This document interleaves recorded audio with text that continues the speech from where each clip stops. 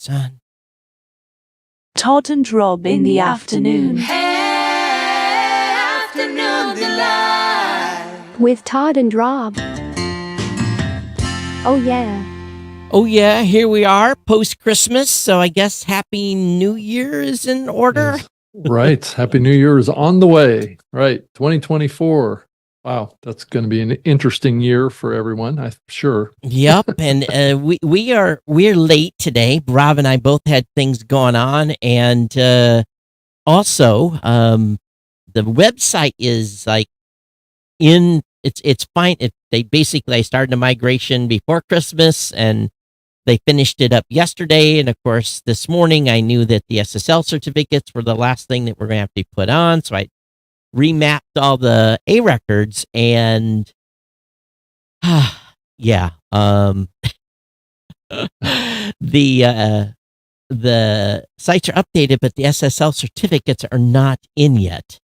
Oh, So things are coming up non-secure on the website. So we're live, but we're not lit because for some reason I can't log into New Media Show the way I've got it set up. So got to wait for the SSL certificate to be put in place. They're saying 8:00 tonight. Of course, the piece that they said, oh, this will happen within 2 hours, and they said, I emailed back 2 hours, said, hey, the SSL certificates are not on the site yet. And they said, oh, we're having a problem.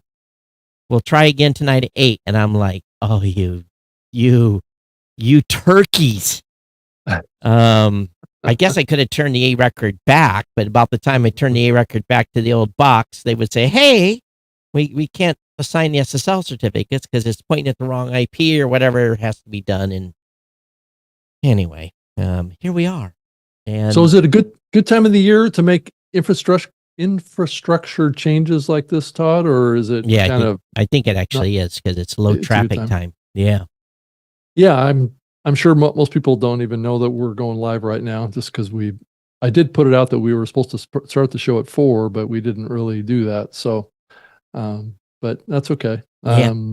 It's a holiday week, so the New Year's is coming, but it's kind of interesting the kind of quirky things that come out during the holidays, because it's really kind of a slow time of the year, right, for the industry. So yeah, these weird stories that come out about all sorts of things that are going on, like I heard Heather Osgood coming out talking about her pronunciation or her projection that she's going to be only selling impressions into podcasts in the new year. So I guess that means that downloads are kind of becoming passé with only some selling parts of the industry, selling impressions. Well, so they didn't want to call them downloads. They didn't want to call them plays. Now they're going to call them impressions. So well, that's how all the other advertising that's done is all based on impressions. And that's working out well for display advertising that gets impressions. Right. I think this is a very bad decision I think that's a horrible decision. Well, her explanation of it is that it's simplifying the selling process, Todd. Okay. So if you got 1,000 downloads and had 1,000 plays, do we now have 1,000 impressions? Some metric associated with that, but I would say that's generally what the conversation is. So how's that conversation going to come back? And they say, well, what is that? How is it? Oh, I don't even want to get into this. How is this even equivalent to the IEB? There's no definition of an impression in the IEB spec.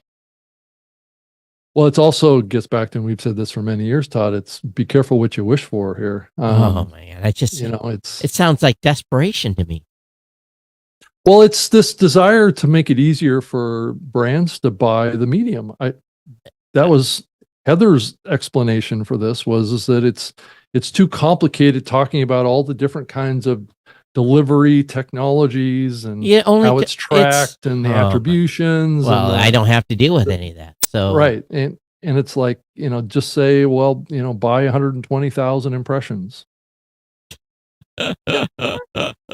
Just I guess at the end of the day, when advertising is getting hard to sell, there's an impression, no pun intended here, that So what's shifting. so that is going to be a race to the bottom because they're going to say, "Oh, an impression, just like a web page impression. Great, I'll give you $2.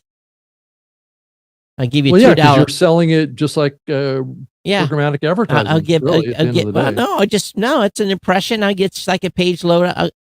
What do web page loads get you now? $2 maybe, $1.75, $1.50 maybe if you're lucky. So yeah, go ahead. Yeah. I think that's a very, very, very bad thing to do. So what's Yeah. hard? It's supposed to be hard. Right. Uh, Well, Todd, welcome to the complexity of the new year. It's the effort to simplify everything is actually going to make it more complicated. and meanwhile, people aren't paying up. You saw this deal with Laura Ingraham. Oh, yeah, with Laura Ingraham, right? Owed $919,660. I'm sure there's a big fat lawsuit around that, right? The Daily Beast reports that Quake Media failed to make payments to Ingram. Quake Media was a $2.99 a month podcast subscription platform. It stopped posting on Twitter more than a year ago, and its website appears to stop working over the last few months. I wonder who owned that. I don't know. I'm not actually familiar with that company, so I haven't heard of them before. So Quake Media owned what service? That's the question. Right. So and you probably saw Rob Walsh made a comment on the feed about iOS 17 changes, and Apple Podcasts could reduce your downloads by 30% for shows that have over 300 episodes. And again, Blubrry not affected by this because we didn't count those to begin with. That's an interesting kind of twist on this conversation about the IEB, though, Todd. Which means that isn't really a standard. Well, it's because all you had to have is a minute worth of media, to count it. And if the download started and it did not complete, it sat there and spun and failed. There is a reason why you can look at the progressive part of the download. You can look at how much of the chunks were delivered. Right. And if only one chunk got delivered, see, this is not rocket science. If only one chunk or two chunks got delivered, that's it. Yeah. Well, Rob's contention here is that your audience size didn't change. No. It's just that the amount of times that those episodes were downloaded changed. No, many times they were attempted to be downloaded. Right. Well, that's kind of the same thing. Yeah. Right. No, there's a difference. When it was downloaded, it's downloaded. When it was attempted to be downloaded and didn't download. Well, your numbers were inflated based on that criteria is what I'm trying to say. Yeah, because there was an underqualification of the download. Right. So this begs the question, Todd, is that the whole goal of the IAB was to get everybody kind of on the same page here with doing metrics, but it doesn't appear that we actually we didn't accomplish that goal. Well, what we did was, it was either there was those that wanted to look at a 20, the 1 minute thing, and I don't remember the entire discussion point, but the 1 minute was the minimum that you should measure. I had always, and even, publicly, I've said that the 1 minute minimum was way too low. Well, that, and plus, how do you actually calculate 1 minute? It's easy because I know how many bytes of the file was delivered. Yeah, but doesn't that vary based on the file encoding? Of course. Right. Yeah. So it's always an approximation, right? No, you know how much of the file you're going to get. Okay. So I don't know the science behind it, but you were able to tell on that initial with the raw log data, that initial query, you know how much of that media file has to be delivered to get the whole file. So if you just I'm not the techie on this. So, if you click the play button and it downloads a minute's worth of audio, but you actually only listen to 30 seconds of it, does that still qualify The as a thing is, download? on most players, when you click play, Mhm. they just Oh, yeah. Well, You know, they it just- depends on the speed of your connection, right. And again, it goes by player, device by device, app by app, and the functionality of how much it'll chunk out initially. So, Yeah. this is why most of the time when someone clicks or when someone is subscribed to a show or follows a show, that media hits, it gets full download in about 90% of the time it delivers that full download immediately. Yeah. And you get that whole completion record. Whereas when someone comes in and sometimes when come in on a certain app and they hit play, it does the same thing. It downloads it as fast as it can, and it's all there. Right. So there's only a percentage of shows that are. So we're talking about real life activity here. We're talking about active playing. But when an app comes in and says, "Okay, I've resumed watching the show. Give me all the last 15 episodes that I missed." Usually, what was happening in prior to iOS 17 was all of those were being queried at once and trying to be downloaded at once. And if you're on a mobile device, that obviously it's good. You've seen it. It stuff downloads at different rates of speed if you've hit 2 or 3 downloads in your mobile phone. But imagine trying to get 10 episodes at once. Well, maybe 7 of those fail because the phone can only do so much, and from the concurrent connections, and it doesn't, and it just basically kind of times out. So it gets a little bit of it, but and then it comes back the next day and tries to get it again because it didn't get it, because it didn't complete it. And it depends on the app activity, whether or not it, but we can see that, the log file, how much of that media file, maybe it was just a query and it got the header, which includes all the metadata and any album art that's in there, if there is album art in it, because that's all loaded up front. That is supposed to be calculated in and removed out and not included in your 1 minute of calculation. You're supposed to throw that mated. So if there was a 512K image in the header file of the MP3, you're supposed to toss that and then count a minute before you deliver it. So so long as you're doing that, then if a minute of the media file was downloaded, you technically, at the minimum standard, can qualify that as a download. But again, and then what they also changed on iOS 17 was basically some function how it acts. But the majority of this bad behavior was happening from it trying to download backlog, whole back catalog. Stuff. Yeah, right. And there's there's been some other changes that may affect people's numbers a little bit. But again, it depends on the makeup of the audience. If you have a high majority of your audience that is subscribed and actively listening, there'll be no change. But if you have an audience that's not subscribed and they come in and hit play, maybe you're going to see a little bit difference in numbers. Probably, and probably more accurate numbers, to be honest with you, because not everyone listens to not everyone listens to every episode that they're subscribed to. So, right. I mean, that episode could have been delivered to your device, but you never actually took an action to listen to it. But this holiday, I've been binge listening, catching up on all my back catalog, listened to 4 or 5 episodes in a row of shows that I haven't listened to in a couple of months.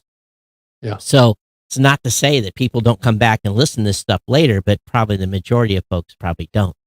But again, it's also, if you're just using a raw download number as your predictability of your audience size, then that's dumb, because again, you got to look at a longer, from if you're selling media, again, this only matters truly if you're doing advertising. You got to go look back 3 months or, 12 episodes or whatever it may be. You need to look back at a period of time and say, okay, what have I done as an average here per episode? And if I'm maintaining, if I have a show that's coming in at 800 and one that's coming in at 2,500 and one that's coming in at 2,000, next one's coming in at 1,300, which some shows do like that, then you have to use an average. If you're coming in every episode and you're 12,300, 12,500, 13,000, 12,500 episode, then you can probably pretty safely say that this audience is probably, 12,000 or so active listeners. But if it's like this, up and down, up and down, up and down, up and down shows me that people are not subscribed, shows me that they're actively playing. So you have no choice then but to look at a longer time of period and get an average. Right. And still, sometimes you're going to be under and sometimes you're going to be up, but you hope then that you have at least have enough deliveries on an average to fill all the inventory. So when people come, this is what bothers me about advertisers that buy a 1 episode trial. Oh, it fluctuates. Well, if you get on an episode that is a low point, right, you're not going to hit your targets. You're not going to hit your, or if you anything is, it depends on what you've told them. right. But you can't always predict. In advance. My average is 10,000 per episode. Well, what if you have one that say it does 8? Right, does or 8, 7, or 7, and it underperforms. Right. Then the advertiser says, "Well, that was horrible." So I think you have to be very, very clear. And this is why I refuse. If you want to do a 1 episode buy, go somewhere else, because this is not how the medium works to begin with. Todd, it's a test. And it's a test. We're trying to a test that's going to determine fail. if this is going to work out. Well, and I'll tell them, well, this test is going to fail. This is what I tell them, that the test is going to fail. Oh, we still only buy 1 episode, or we buy 1 episode a month. Right. It's a horrible strategy. So Todd, I'm hearing others in the medium talk about, some of the top social media podcast marketing tips or trends, right, for 2024. And the number one I keep hearing about is Instagram is poised to become a potent platform for podcast promotion. Reels, feed posts, stories all play crucial roles in Instagram. I don't see Instagram being a podcast consumption platform. Depends on your audience. I suppose that's true. I'm not If sure. it was my daughter doing a podcast, she would rock and roll on Instagram.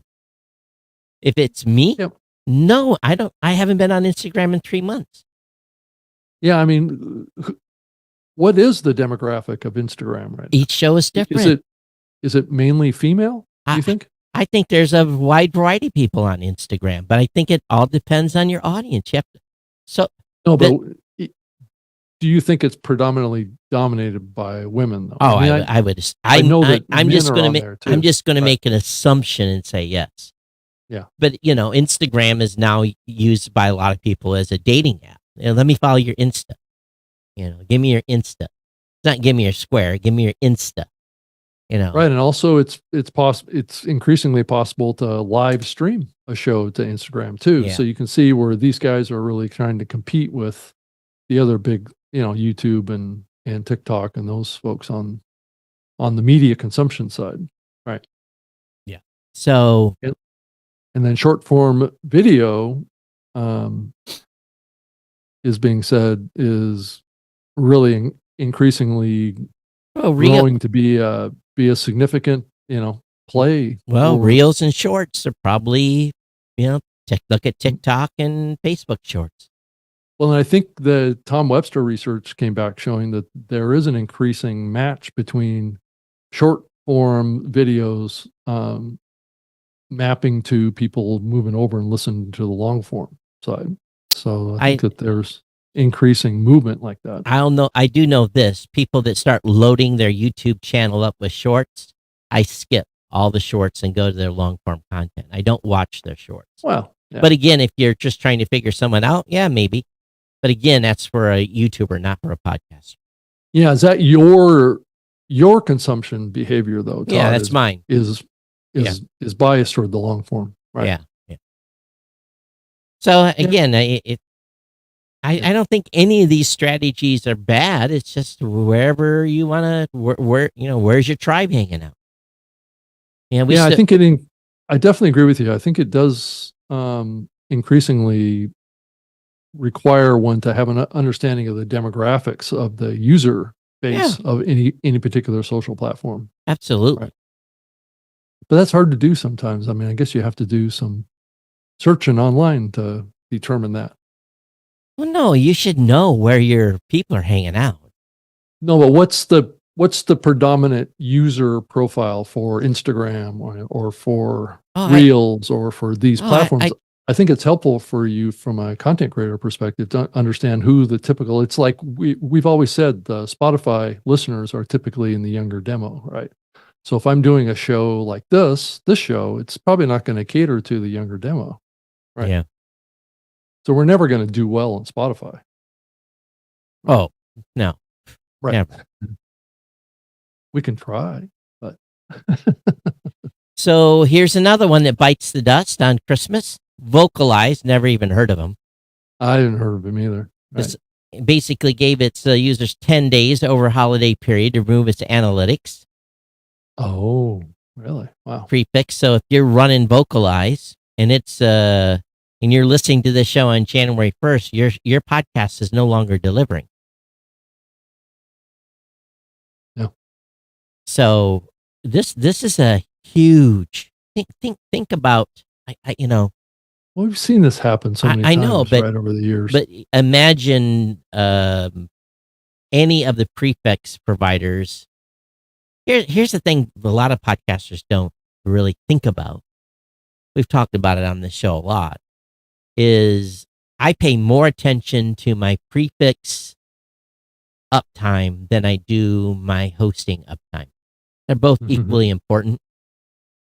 But if the prefix goes down, it just gives me shivers. And that's why we basically have two servers. They're just sitting at idle in different data centers. And if the prefix goes down, I think it's 3 to 7 seconds, it flips. And it runs until we tell it to switch back. And then if that second one goes down, it goes to the third data center. And if 3 are down, well, then there's something else bigger going on in the world. There is something much, much bigger happening that is not healthy. Yeah. Yeah, I thought it was interesting, the article in Pod News about in Europe, they're still investing in podcasts. Right? Someone dropped a big bunch of money. Yeah. That was a big check. 48 million in funding to Podimo, right? What do you need that much money for? If someone gave me 48 million, I don't even know what I would do with it. Yeah. Well, I think this company is a company that is investing in other companies, right? They're actually acquiring or investing in other companies. Yeah, in Europe. maybe. I guess. Yeah. If I had 48 million, I know. Yeah, I would. The thing is, this is a challenge Libsyn got into, and I think they're still suffering from. Is they went on that drunken spending spree and trying to sort all that chaos out. Making more than one acquisition a year to me sounds pretty scary. Yeah, I do kind of wonder about some of those acquisitions, but I do think that the Advertise Cast was probably a pretty smart move. I think probably so. Yeah, I think on whole, I think that was probably a good move for the country or for the company itself from a revenue perspective. It definitely kind of shored the decline in revenue that I think was happening on the hosting side. Mm-hmm. Well, I think that everyone's predicting 2024 to be pretty ugly. Most economists are saying, you thought it was bad in 2023, strap in for 2024. And I hear others say the opposite. So it's one of those things, it's like, well, what's the Fed going to do? Is the Fed going to lower interest rates? And is that going to be a catalyst for new growth again? I'm hearing both sides of it, and I'm not quite sure what to believe, but I do think that the over printing of money will continue to have an impact on our economy. Yeah. So we'll see. but there's so many other factors going on right now. It's like, yeah. Well, I hate to almost open that box because there's so many things. The to conversation talk about. around the Christmas tree was people are hurting. Yeah. Yep. And everyone laid off people. I think a segment of the population is hurting. You can't tell by travel, by people spending money for Christmas. You can't tell. There is a segment of people that are hurting really bad. I would say there's a lot of people running up big credit card debt too. I think if you look at, if you're, I'm going to go on a limb here, have nothing to back this up, but just, conversation. If you're on the lower 40% of the earning income in the United States, it's pretty horrible for you right now. Mm-hmm. Even if you're at that kind of that, especially if you want to buy a home. Oh, forget it. Like, you can't even, the conversation was around cars. Right. And, well, that's even hard. Well, it's not hard. There's the car dealers are full. We're talking about pickup trucks. Well, and it's the interest rates what's killing people. Right. And the vehicles are up $30,000. You can't hardly get a pickup truck now for less than $50,000, and a new one. And that's a plain Jane, no frills. And if you want something with, you want a heater in it or air conditioning, it's, then you're talking 80,000, or windows that roll down. So, but we can always go out and get a Cybertruck, Todd, for $60,000. No, thank you. Next year, go out and get one. No, where am I going to charge it? It's true. There's 2 chargers in my town. Well, you just put one in your own garage. Or yep, and I'll wait 24 months to get a permit to approval to do it. So I shouldn't have to have a permit to put in a charger. To put in a 120 volt charger? No, you don't. Well, it's usually a 30 amp charger. So if you wanted to, so you maybe switch between doing laundry and charging a vehicle. Which you could do that. You could. Yeah. Yeah, you just unplug the dryer and plug the car in. Yeah, right. Great. That's something I want to do every time, is crawl behind the... Well, I know what you're saying. Depends on how convenient the plug is, right? But, and most people are just doing bypasses, but that does take an electrician to come in and do that. But so I don't know. Well, again, I wouldn't have an electric vehicle in cold Michigan based upon the way these batteries are not holding up. I guess you must keep yours in a garage or something, don't you, during the winter to keep it warm? Well, I do keep it in the garage, but the Tesla has kind of battery temperature controls functionality too. So it keeps the battery warm. It does if it needs to be, right? Yeah. So if you're charging it, it's going to warm the battery so it charges fully. But if you're not driving it or whatever, it doesn't. Right. But if you haven't truly in a garage, you're probably not affected. But yeah. I mean, I think that's the ideal use case type of situation, right? I mean, I've got my own 220 volt charger. I just have too much mileage anxiety, based on my experiments out in Phoenix. And being worried at 40 miles of whether or not I was going to have enough charge to last me 2 more days just driving around town. And I have about 350 miles on a charge. Yeah, so that I put 40 that goes away. I was at 40 as I put 40 miles on it, and I was at like 40% left or something. It was ridiculous. So it depends on how you drive too. Driving when you're letting up when you're worried about the power, then you drive very carefully. Oh, you do. Okay. Yeah. So, but it's awfully tempting in those cars to push the accelerator. Yeah. You don't drive very fast in Phoenix traffic. Oh, you don't.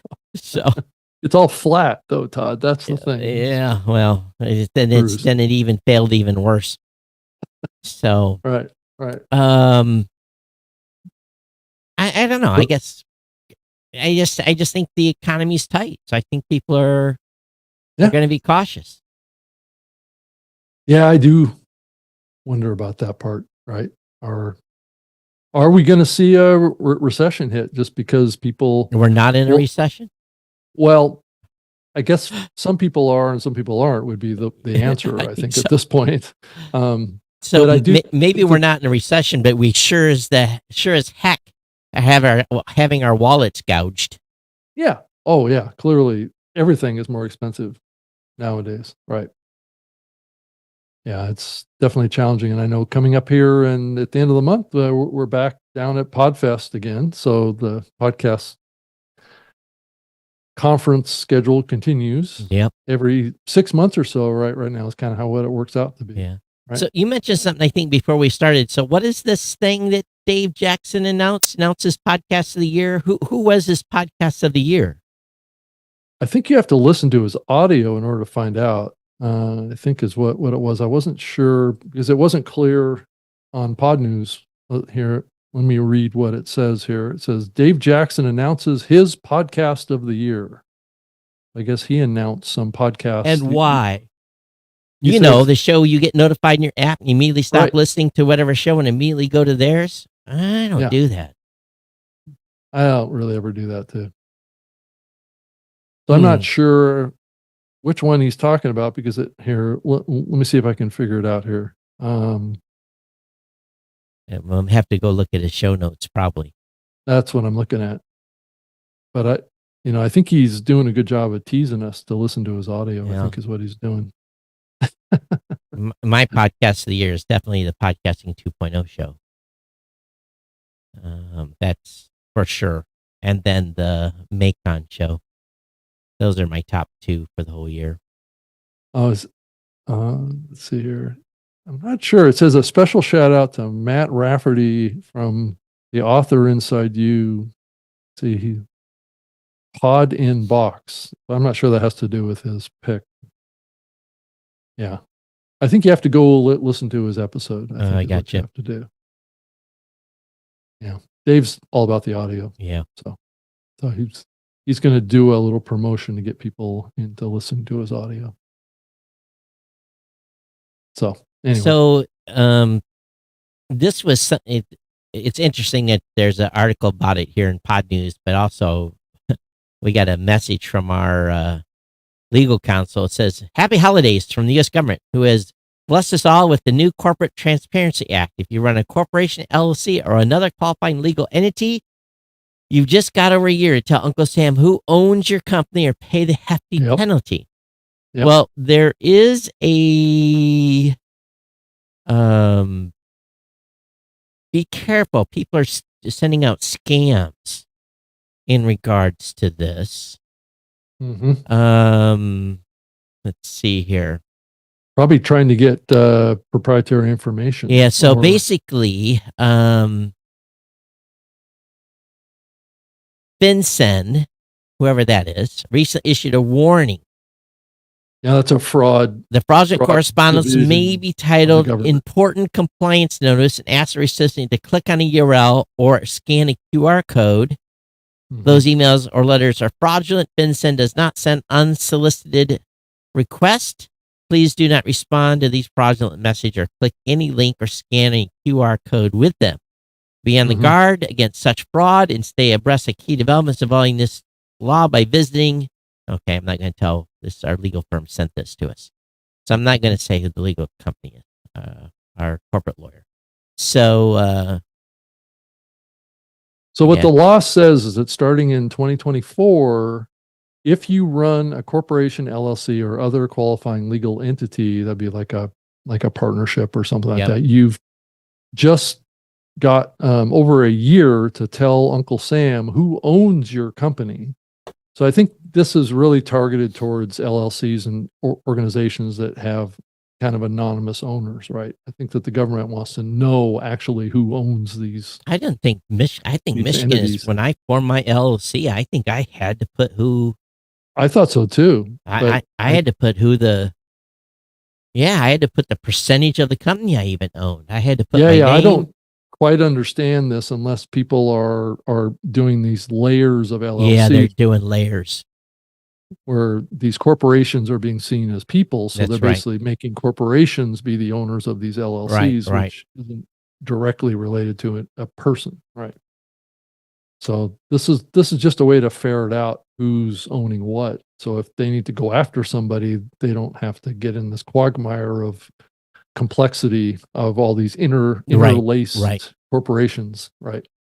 Because I know, like, someone will form an LLC and then have 5 LLCs below that maybe will own 5 different businesses or something to that effect. Yeah. Happens a lot in rental properties. Real estate, right. Happens a lot in real estate. I think that's who they're really going after here is people with those, like each house that you own is a separate LLC. Well, and it's in the name of your parent LLC. You want to laugh, but the folks that bought the building that my sister sold this building I'm in, so I have a new landlord. Mm-hmm. And I know who the landlord is, but the corporation is basically the address of this building. Oh, it's actually like But he 123 doesn't live there, or Street she doesn't live 123 Street LLC is the actual name of the LLC. Yeah. Well, that's who they're targeting here, right? I think is people that are doing that kind of stuff. Yeah. So, but again, in Michigan, I had to put, for my LLC here, I had to put my name in. So, yeah. So I'm sure I think that's the most common thing that people do with their LLCs is they have a partner or percentage distribution between 2 individuals, or, actually, if you're just a sole owner, there's no real reason to have an LLC. So, well, there is for some legal protection, what it really is. And there's different levels of LLCs too. Mm-hmm. There's a sole proprietorship LLC, and then there's a couple other letters, and then it goes into, there's 2 different types of corporation, an S and C corp. Mm-hmm. And the S corp is, don't quote me on this, but an S corp, that's why I had my company when I was in Hawaii, because it was just me. It was just, and I really probably didn't need a full corp all those years. Right. So the difference between an S corp and a C corp was the S corp, the taxes passed through to my social security number, whereas the C corp is its own entity. It's its own entities, and you can write off like your health insurance and all that. Well, there's most of the write-offs are still legal with the S corp, but again, any profit loss path. And how you take money out of an S corp is different than how you take out of a C corp. And even an LLC, you can do a what's it called? I don't remember, but you don't have to write yourself a paycheck as as a LLC, but you do have to show the money that you pulled. Yeah. Right. Yeah. And in some things, just being a sole proprietor is perfectly fine too. You can still write off your expenses and things, but there's some legal advantages of limited liability, and that's kind of what they are talking about here. So, and like all my insurance and everything is in the and I think podcasters, in some ways have to think about this too, because they may be doing a podcast in combination with another business that they're trying to start up, especially if they're doing a side hustle or something like that. And, talking to a tax professional or a lawyer or something like that to help you walk through that decision-making process is important. So I love this comment from Transistors, Justin Jackson. Oh, Justin, yeah. Thanks, Justin, for backing me up here, brother. He says, don't start a video podcast and go audio first. In the beginning, a new podcaster needs to find their voice, practice, and learn what makes episode compelling. I agree. Yeah. So I think from a reasonable perspective, I think that makes sense. Adding video does add a level of complexity to your production. So, you may not be ready for that. So who knows? 1701 sats from Mike Dell. Better late than never. I could think of a few things to do with 45 mil. 100. Oh, these came from, these were Geek News Central plugs. Dave Jones last week, 5150. Great discussion, guys. YouTube infatuation is coming from the advertising sector, which has no loyalty to any medium. So I don't think there was any other new media show. We did get a bunch of streaming sats. The streaming sats have been on fire. So I want to thank all of you that have been streaming sats to us by the minute. 50, 100. There's 1,000. A lot of 50s. 2162 per minute. That's a big one. That was Dave Jackson. 1,000 sats a minute from Adam Curry. 50 sats a minute from Podbun. Going back, I'm looking here. Who else? There's some more sats from Dave Jackson.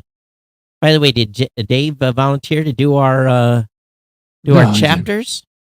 No, but he joined me on my my podcast tip show last Thursday. Schwartz, so, 2 sats a minute from Chad. What else? 246 sats a minute. Oh, that was someone ran out. We got 200 sats from Albie. Anyway, so yes, the streaming sats have been really, really good as of late. So definitely appreciate it. I had to transfer 500,000 sats out of my Get Albie account to make sure it was under 1 million sats. So really, why is that? 1 million sats is the limit you can keep in a Get Albie account. And I don't know why, but that's their upper limit. Is they don't want you having more than 1 million sats. I think 1 million sats is about $400. Is there some governmental issue there? I don't know. A regulatory issue? Yeah, I don't know what it is, but they, if you have over 1 million, I think they're going to put you on a pro level. So if you get over, or you might have to pay a subscription or something like that. Yeah, and I don't know. To be honest with you, I don't know the reason. I think some folks are going to talk to them in the near future, but yeah, it seems I don't understand what carrying a big balance is about. To be honest with you, but yeah, I actually had to transfer out about 1.5 million sats because I was close to 2 million sats in my account. So I did it in 3 stages. I think I'm getting close to like 400,000 now. So I've got a ways to go. Yeah. But anyway, thanks for the boost and everything that's come in, everyone. Thanks so much. Yeah, again, no bat signal today because new media show is, let me refresh it here. In transition. And it's still not secure. It's saying your connection is not private. It's unsafe to go there. Yeah, so hopefully in a couple hours that'll be fixed.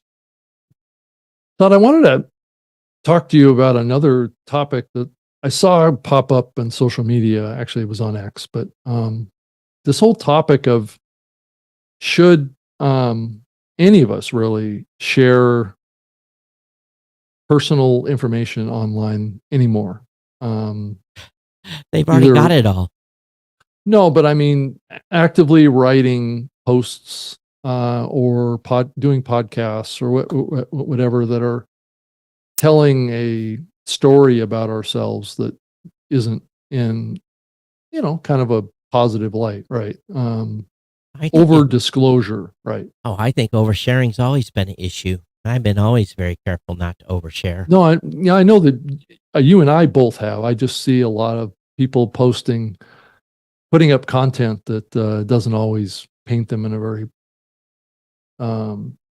good light, I guess. So is it where they're self-reflecting and disclosing and trying to improve?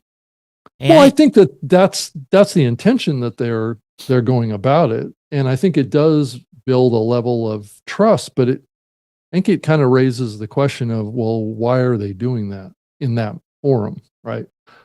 Are they wanting sympathy? Are they wanting people to help them in a challenging situation, and thinking that a place to do that is social media?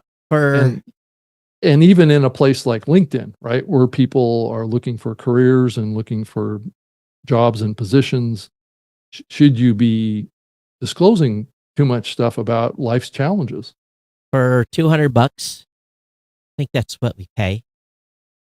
I can have give a name, a Yep. little bit of information, and I can get a full report on like your last 10 years of social media posts, any negative, any, basically it builds, and it's still up to me to interpret that report and determine whether or not someone's going to be a good employee or not.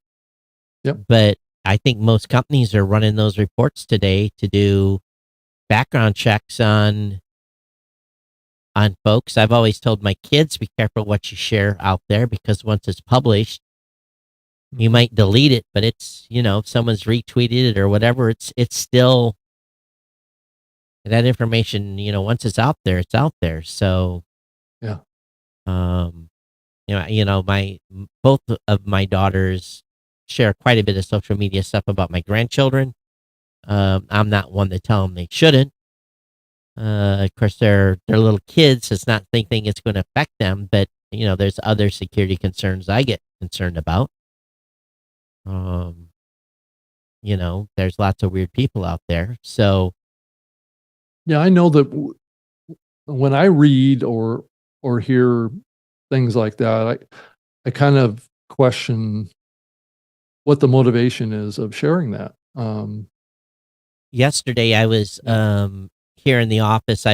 Wasn't really working, but I was kind of doing some cleanup and stuff, and I did a TikTok live for about 30 minutes, and really it was just the camera was facing me while I was typing on my computer, and I just watching people were asking me some AI questions and some stuff like that. And someone got on there and said, "Oh, Merry Christmas. Was Santa Claus good to you?" And I said, "Oh, I had a good Christmas." And I didn't elaborate on who, what, or where.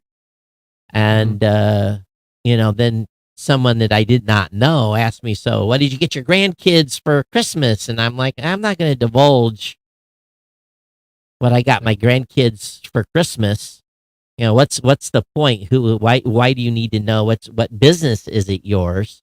Right. For me to divulge what I got my grandkids for Christmas. And actually somebody even asked me what my budget was for each grandchild. And I'm like, I'm not going to share that, and, I tell because I think what triggered it is I made a comment. I had just told my kids to send me their Amazon wish list for each kid, because they know what they need more than I do. And then I could pick from that. And I think that's what drove the question. So maybe I overshared in that regard, but it was, then they were asking like these super personal questions. So you just wonder I'm a firm believer in gift cards and stuff like an Amazon gift cards and stuff, because it puts that other person can get exactly what they want. Right. Yeah. Right. Or need. Yeah. Frankly, it goes both ends. Yeah. So my son in Hawaii, he had something specific he was having challenges with. I said, "Now just let me send you some Apple Pay." You can use it against that, and so that kind of thing, Yeah. And it was kind of funny too, because the exact amount he needed, I was 37 cents short on the Apple Pay, and I said, "Well, I got it up to 37 cents. Am I good for the? Can you cover the other 37 we can round cents?" it up, right? Yeah, because that's what was in the account, right? So I didn't want to have to tap it for to a debit card. It was stuff I had earned through Apple purchases and stuff, So it was kind of funny, but because I think I've changed my view on this over the years too. I mean, back when Facebook first came out, I was sharing a lot of personal pictures and a lot of details about the things, the hobbies and the things that I was doing and things like that on Facebook. You can still see some. It's not like I've taken it all down, right? But I have kind of rolled back kind of those efforts, and it's become a little bit more podcast centric, a little bit more business centric, more trying to inspire people to take positive actions in their lives and share examples of that, and just around content, things like that. And it definitely maps more towards my career, I guess, and my work in the medium and trying to, accomplish things on that front, versus trying to use social media as like a, like a personal social outreach kind of thing. And it's not really, I think, what it's good at. Well, I'm just looking at. I hadn't even read the news. To be honest with you, my email stacked up pretty heavy. But There yeah, was a big decline in new episodes published last week. I saw it was Yeah, between 12 and 16%. well, that So that's probably not a that's not good thing. unusual. But Yeah. people haven't learned that this is that. Like I said, I spend a lot of the Christmas holiday catching up. Yeah. And catching up on just about everything that I read or listen to. I mean, Yeah, it says the total podcasts updated in the last week is 164,331, down 16.3%. well, not surprised. Yeah. Yeah, it says total podcasts updated in the last 30 days, 330,500, Yeah, that's- down 4.5%. That actually sounds bigger than it is. Oh yeah, well it's double the amount of shows. Yeah. But which means that 4.5% is a big chunk. Yep. But yeah, it's interesting. In some ways it's not surprising because it's the holidays, people taking time Sure. off, and I had some just things. not Matter of fact, content. I've got some stuff that's just finishing up. Matter of fact, over the next 12 hours, I've got a batch of media that I'm delivering. And then I'll be done for a project that you and I are aware of. But, Yeah, that's a big project. oh That's my a big one. God. Yeah. 2,000 plus files. Right. Yeah, I don't know. I just, this time of year is one of those things where I did, I do actually a little house cleaning. I kind of get stuff because I'm always at my desk. I never hardly leave my desk, and I walk in and leave, and the office gets a little cluttered. So I kind of move the stacks around a little bit. I don't know if I actually clean anything out, but I'm gonna have to. I've decided though I am going to start putting some stuff on Marketplace. I have a whole bunch of stuff that probably no one around here will buy. So who knows? Maybe. Oh, like old audio equipment, and stuff like that, microphones, Yes, and I've got a bunch of stuff. I'm never going to too. get rid of microphones. Those don't get sold. There's always a use for a microphone or gifting someone a microphone. So, All right. but other stuff, stuff that it's like, okay, I haven't touched that in 3 years. Do I really need it? So Yeah. But I tell you, podcasts will be on, like you said earlier, podcast is going to be on us pretty quick. Yeah. Well, right after your CES adventures, and which you haven't told us too much about what you're doing down there. Yeah, same old thing. I show up and just be talent this year, so I leave next Friday. Okay. And a week from Friday, and I believe the show starts on Tuesday. But I get down there, have a little Vegas fun on Saturday. Mhm. Sunday is starting the media stuff, so do media stuff Sunday and Monday. Then the actual live show will be Tuesday, Wednesday, Thursday, Friday this year. And so yeah, hot and heavy. Beyond 2 or 3 hours every day throughout that week, interviewing people. So luckily I don't have to. I come in kind of help. Well, I stand around and look important. Be like the foreman, that just pointing. It's not my cables to hook up, so I just give consulting where I think it where it should be. So who's actually kind of leading the charge on that now? It's Scott Ertz from F5 Live. Oh, okay. Yeah, he takes care of all that. Then Kirk, my executive producer of Geek News Central, he will be there. Matter of fact, I'm really Kirk. He has worked for Verizon for many years in their collections department, and his dream for many years was to be full-time in the media space. And let's see here. Hang on here a second.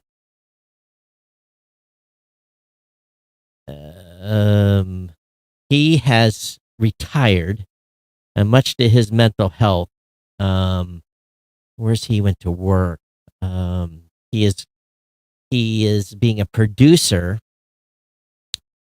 for 1210 WPHT in Philly, a talk radio station out there. So he's picked up a producer job. He's from Jersey. But yeah, so after 25 years and not having, talking to disgruntled customers about their bills and billing collection, which can you imagine doing that for 25 years, Rob, is talking to people about their credit, their mobile bills. Outgoing bills, right. Yeah. So, he has he's told me for years he wanted to get out of that job. And so he's got himself a job as a producer, all from everything he's done in the podcasting space with me and his own show. So he actually picked up a job in traditional radio. Oh. So he'll be out there. Kirk will be out there, and he's more behind the scenes. Maybe we'll be able to get him. He likes doing the in the weed stuff. He doesn't necessarily like being on the mic that much, but Don Bain, the Gadget Professor, will be there. And then, of course, Scott and his team. So, yeah, we'll between the three of us or four of us, we'll cover the 10 hours each day, and having a new guest every 10 minutes. So, I'm not as. So what are you in? Go ahead. Yeah. So, what are you anticipating at that show to be kind of? Oh, it's going to be difficult? AI. Is it Everything. just going to be a lot of AI stuff. Yeah, I'm sure. I'm sure it's going to be huge. And everything. Everyone will have added AI to something. So, Right. and to be honest with you, I'm kind of kind of burned out on AI stuff. well, not on AI, but I'm just. This will be year. Oh man, Andy and I went the first time in 2005, so this will be my 18th consecutive year to CES. Mhm. And I would have been planning since Thanksgiving for that show, and putting in a massive amount of hours. And now it's like, okay, I'll throw a bag together 2 days before I leave, and I don't even take a big camera anymore. I take a GoPro and a mono stick and a wireless system, and that's it. To do interviews, I don't carry a big camera no more. There's really no use, Right. in doing that and humping all that gear and the big mics and boom mics and wireless packs. Like we used to do down there. I 82 remember that. pounds of batteries, and Yeah. it was because the product turns out just about the same. Yeah. So, yeah, and I don't have anybody to assist me, so I just go solo. And I'll just hold the camera out and clip the other wireless onto the other person that's and fine. rock and roll, You're good to go. Good to go. Don't have to stress it too much. So I upgraded to, I actually don't use GoPro anymore. I'm using a DJI camera and wireless system. It's fantastic. Oh, is that new DJI camera that they have? Yeah, the out now? Osmo. The Osmo, right. Yep. Right. So that's, Yeah, I've heard that's really, really good. It's got landscape as well as yep. portrait. Right. Yep. So anyway, that's what's planned for CES. Yeah. So, it's hard to break the habit of calling it what it used to be. You're not supposed to use the acronyms, and it really makes no sense to me why. What, the Consumer Electronics Show, they don't call it that No, anymore? it is the CES show. Which means Consumer Electronics No, it Show, doesn't. but Not to them anymore. not- well, I think because they want it to mean more than Consumer. Right. Right. Yeah. So let's just drop what it means. It's just an acronym. It's now. just an Right. acronym. Yeah. Right. And of course, they probably couldn't figure out a better way to, a different word for it. But health tech will be huge. Health tech has been big for a while. So that's the thing that seems to be, seems to be the thing. Todd, I've been using the Apple Podcast app in my Tesla Model 3, and it actually is pretty pretty convenient integration. I have to say, it was easy to set up and easy to So use. shame on you. You should be using the Fountain app. It'll show up. Well, It'll show up in Apple CarPlay. the car doesn't have Apple CarPlay. Sorry, Todd. Oh, how are Oh. you using your phone in They your? loaded the Apple Podcast app directly into the app, kind of built-in marketplace in the car. Oh, It's just it's Apple Music and podcasts. so you are the can't two plug Apple your products. so you can't plug your iPhone into your. It doesn't use the CarPlay software. Oh, Only uses the separate apps. that Inside of- that sucks, donkey. Wow. Well, why should Tesla do that? They have their own operating system, their own interface. They have everything. Well, So and it's the reason don't why really need GM has decided to get away from using Android or Apple, because guess what? All that data all those buttons we're pushing is all valuable stuff that Mhm. they can sell to someone else. Right.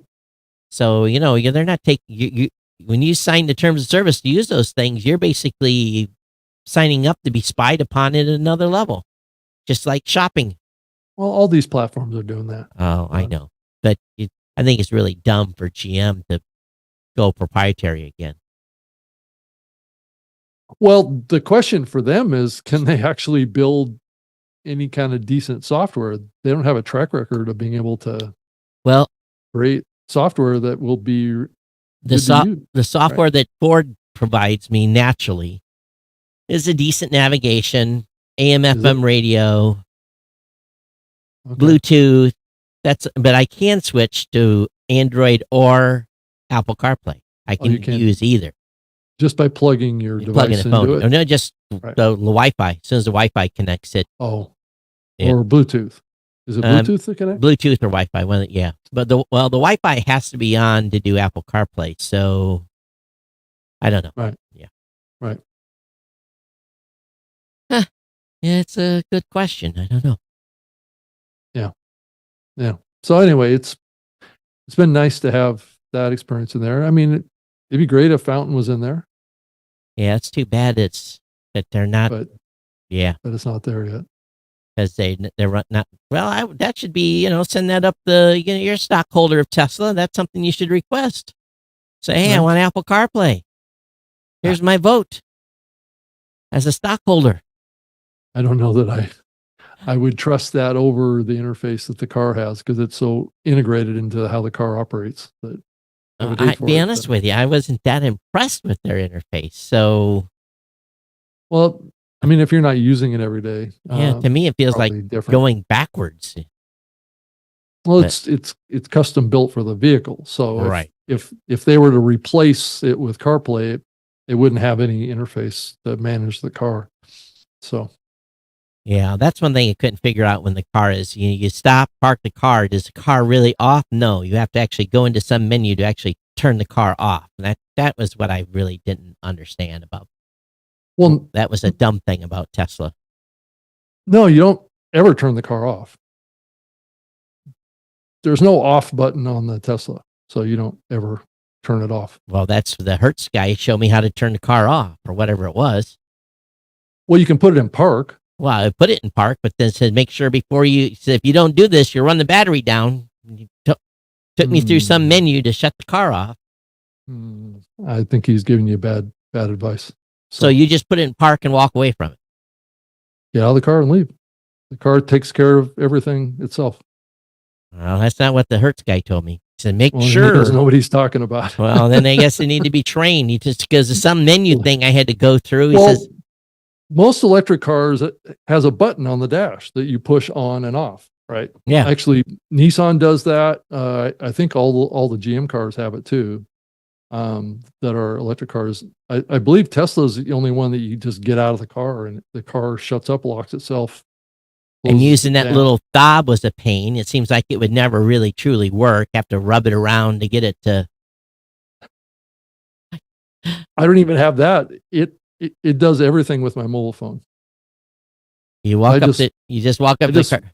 Car with my mobile phone, and then the car opens up, and Well, course, if you're getting a rental, you get a fob. Right, of course. Right. So that's going to be a little bit different experience, renting one of these cars versus actually owning it and getting integrated into the car itself. So it knows who you are when you get in. So it adjusts the seats and does everything for you when you get in. So yeah, I'm still not buying one.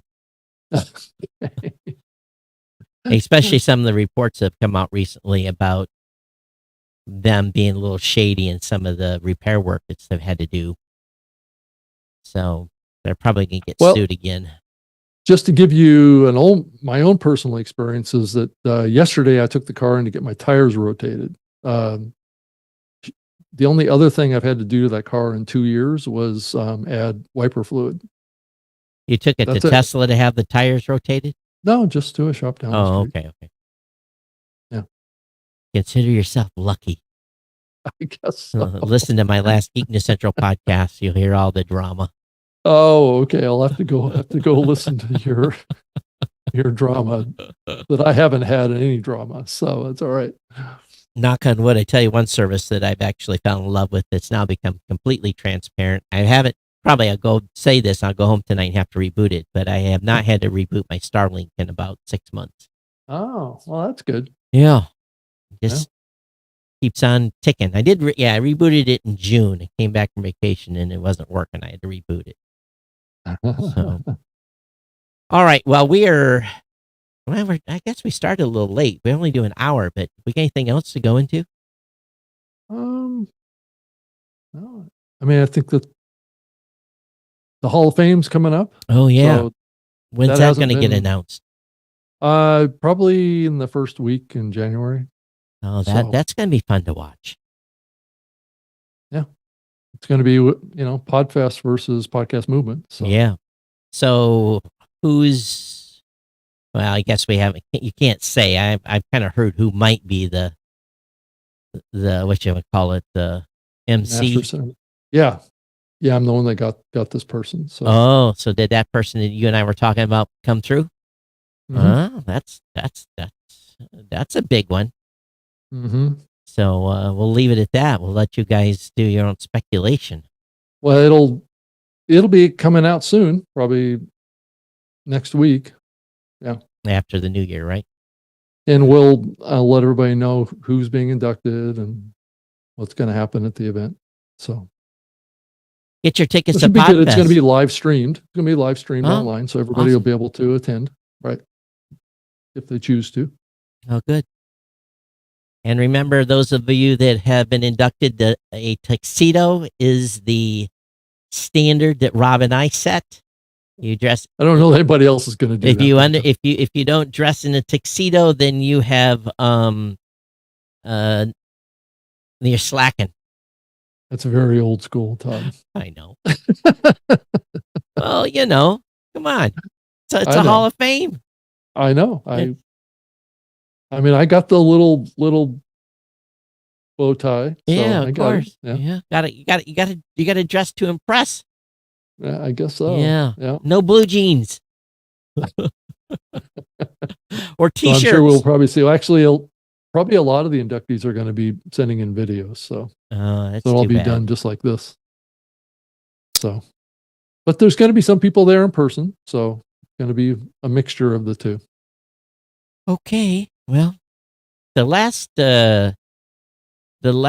Hall of Fame ceremony, the stories that were shared, were compelling.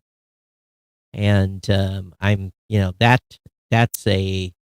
was a big change to how it was presented, and I think that I was a little bit jealous, when they went to that format. So hopefully this year the stories will be similar and compelling and very motivational, even for some of the. I hope so. It's hard to say. Each group of inductees kind of has their own kind of philosophy towards things, right? And some will share more than others, but we are giving each inductee, I think, up to 5 minutes. I think to share. That's actually shorter than what they had before, isn't it? I think it was I think between 5 and 8, I think is what we had when you and I were inducted. Yeah. But what was the last inductees at Podcast Movement? How much time did they get? I think it was up to 8 minutes, I Up think. to 8 minutes. And then the person's introducing them gets a few minutes too, right? It's a couple of minutes, right? Yeah. Yeah, so now it's a little closer. The person doing the introduction, I mean, obviously you can do as long or as short as you want. So you don't have to take up the whole time. Right. Yeah. To introduce someone properly, though, And take a couple of minutes at least. Yeah. Right. And yeah, so I hope that the inductees will share, kind of how they view the medium. Have you given them? Are they being given input? I wouldn't say that that's happened quite yet. I think the big challenge has been getting people to commit and getting people to, do what needs to be done to get just the basics done. Now, I think the follow-up should be is kind of sharing, what that acceptance speech should be really. Maybe share some of the 2 or 3 of the other ones. Yeah, I think if you go watch the 2022 version of it, which is available on YouTube to watch the full length version of it, I think you'll see what Todd and I are talking about. Yeah. It's the same thing that you and I both did when we did our induction. I don't think ours were. I don't think because I went the first year. I had no idea what to talk about. To be honest, That's true. with you.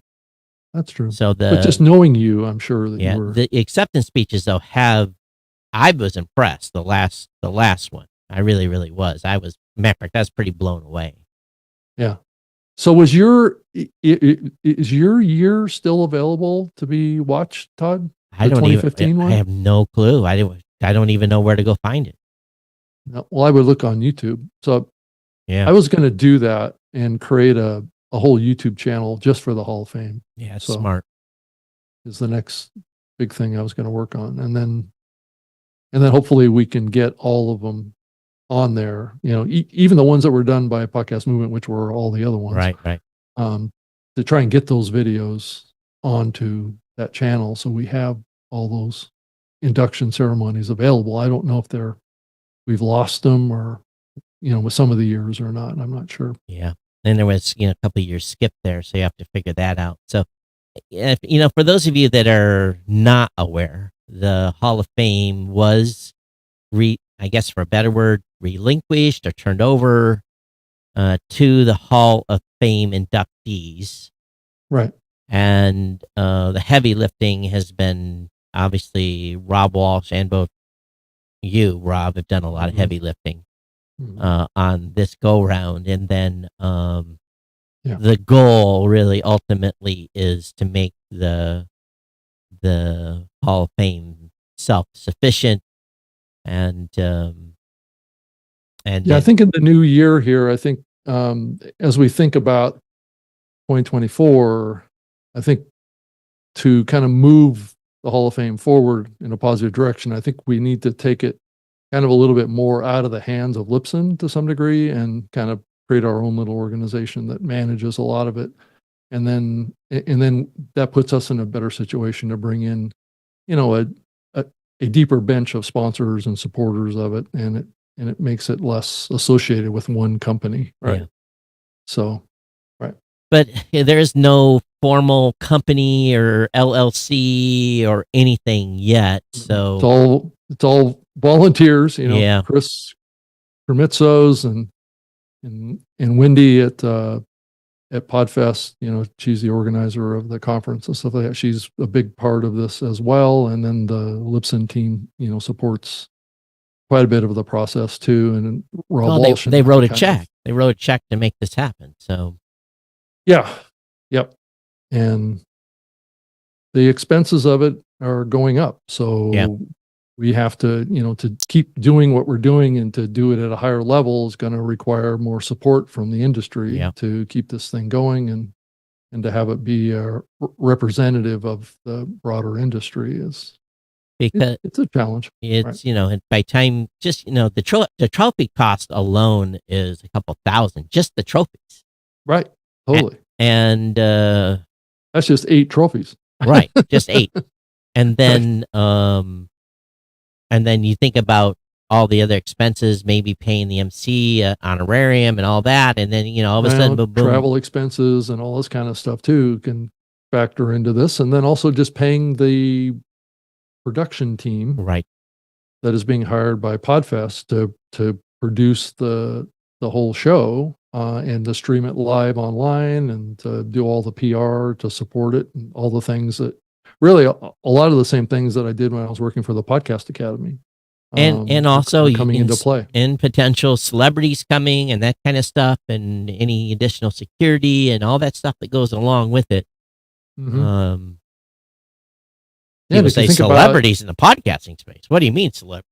Well, increasingly and over the next few years, I think celebrity is very much a term to describe what we're dealing with here, and comes with a lot of potential attention and a lot of maybe controversy, because we live in a very divisive world today.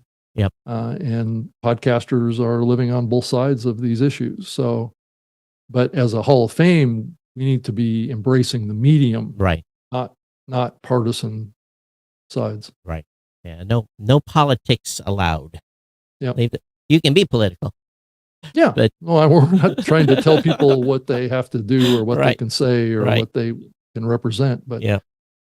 it's more to do of the impact on the medium and how a person has contributed to growing this medium and making it a success and being success with whatever audience that they've been able to gather for themselves. Yep. Right. So we'll leave it at that, because I'm sure there's going to be some discussions once everything's announced.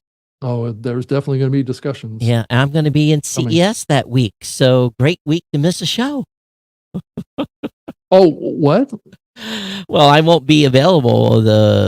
I will be available up until, maybe. When's the announcement going to happen? Oh, it's probably going to be like the 3rd or 4th or something like that. Okay, so we do a show on the 3rd, which I'll be here for, but I won't be here. Won't be here for the 10th. So if it's announced on the 3rd, we'll be able to talk about it. Yeah. Yep. And the actual ceremony is going to be on January 26th down at Podfest. So January is that the first night of the show? It's the first full day of the show. First full day. Oh, okay. Prime time. Yep. And it'll be like 7 p.m. Eastern. Awesome. Yep. Okay. So, all right. You all been informed a little bit. You just don't know who. Yeah, there's a lot more details to come. Right. All right, everybody. We'll get off in here. I'm Todd at blubrry.com, at Geek News on Twitter, at Geek News at geeknews.chat on Mastodon. Okay. And I'm on X, Twitter, at Rob Greenlee as usual, and have my own YouTube channel at Rob Greenlee. And then you can send me an email if you want. robgreenlee@gmail.com is a great place to reach out to me, and love to hear from you and hear any feedback that you have from the podcasting space. It's always great to see all the comments on Twitter X on the topics we do with this show, and get feedback from you, so we have stuff that we can banter about. And the episode will come up if you're listening to this on Thursday, and hopefully everything's up and the website's all that we are on new infrastructure. And I've been dabbling in that a few hours today, playing around with catch settings and all that stuff. So that is, it's always fun to be on new hardware. Yeah. And it is quite a powerful platform. So I'm excited to do page speed tests to see if it's faster than the box that I was on before. So bringing in the new year with a bang here, Todd. Yeah, and hopefully everything stays online. But yes, if you're trying to go to the website right now, at this very moment, it is going to say warning until we get the SSL certificate Work squared away. in progress. So, all right, everyone, thanks for being here. We'll see you next Wednesday, back at our regular time, I hope. I hope so too. All right, everybody, take care.